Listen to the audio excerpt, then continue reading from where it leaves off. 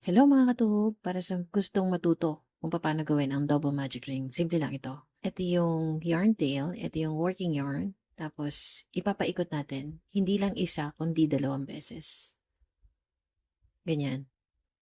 Ilagay dito sa gitna, isuot yung crochet hook.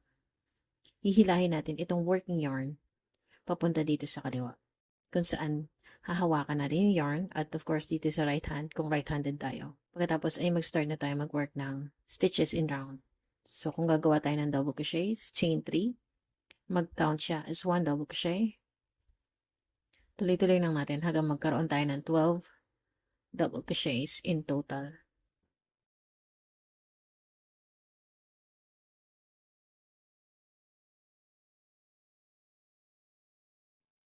Once meron na tayong 12 double crochets, hihilahin natin itong yarn tail. Kung alin yung nahila, ito yon.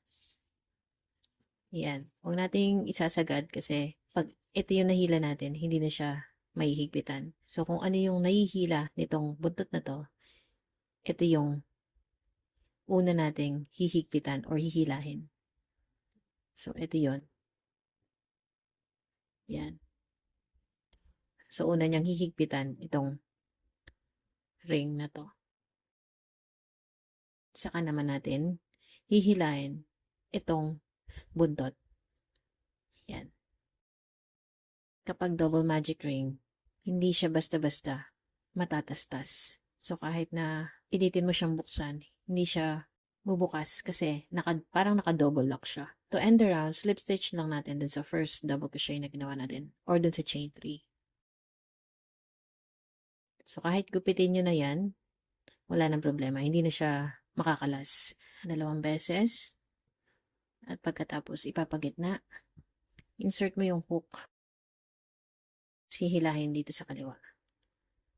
Kung kunyari, puro single crochets naman, hihilain mo ulit itong yarn tail. Kung ano yung nahila, yun yung hihilahin mo. So, ito muna. Ito yung nahihila ng buntot. So, ito yung unahin natin.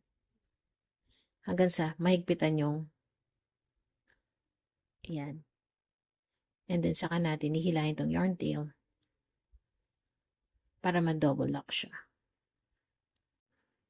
And then, saka tayo mag-slip stitch.